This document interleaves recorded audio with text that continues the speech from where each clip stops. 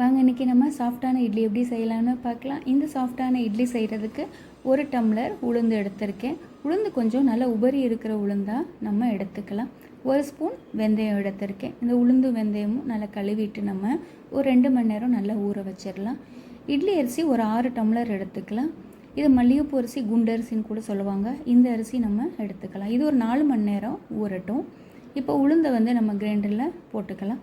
உளுந்தை ஒரு 20 நிமிஷம் வரைக்கும் நல்லா நம்ம ஆட்டி எடுத்துக்கலாம். லைட்டாக நம்ம தண்ணி தெளித்து நம்ம ஆட்டுறப்ப தான் இட்லி ரொம்ப சாஃப்டாக இருக்கும். உளுந்து நம்ம போடுற அளவுலையும் எடுக்கிற பக்குவத்துலையும் தான் இருக்குது. இட்லி இந்த மாதிரி பக்குவமாக எடுத்துக்கலாம். அப்புறம் நம்ம அரிசியையும் போட்டு எடுத்துக்கலாம். அரிசி அங்கங்கே நிற்காமல் லைட்டாக தள்ளி விட்டு தண்ணி ஊற்றி ஆட்டிக்கிட்டாலே போதும்.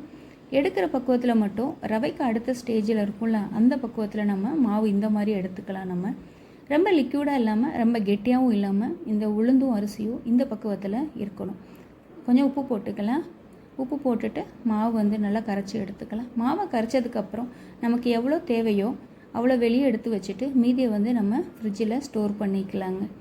இப்போ நம்ம இருக்கிற வெதர் கண்டிஷன் எப்படி இருக்குதுன்னு பார்த்துட்டு நீங்கள் அந்த ஃப்ரெஷ்ஷான இருக்கிற மாவை இட்லி ஊற்றுறதுக்கு முன்னாடி வெளியே எடுத்து நம்ம வச்சுக்கலாம். இப்போ இட்லி நம்ம ஊற்றிக்கலாம். இட்லி ஒரு தடவை எடுத்துகிட்டு இதே மாதிரியே நீட்டாக ஊற்றிடுங்க. ஒரு தடவை ஊற்றிட்டு திரும்ப அது மேலேயே திரும்ப ஊற்றுறப்பையும் கூட இட்லி கல்லாக இருக்கிறதுக்கு சான்சஸ் இருக்குது. ஒரு மாதிரி அப்புறம் கெட்டியாக இருக்கும்.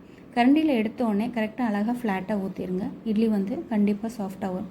ஒரு தடவை தப்பாகலாங்க, 2வது தடவை கண்டிப்பாக தப்பாகாது. கிரைண்டரில் நீங்கள் ஆட்டுறப்பயே உங்களுக்கு பக்குவம் தெரிஞ்சிடும். நம்ம 2வது தடவை 3வது தடவை கண்டிப்பாக எல்லாருமே இதே மாதிரி சாஃப்டான இட்லி கண்டிப்பாக செய்யலாம். பாருங்கள் நம்ம இட்லி எவ்வளோ சாஃப்டாக இருக்குதுன்னு. இந்த மாதிரி இட்லி நீங்களும் எல்லோரும் செஞ்சு பாருங்கள்.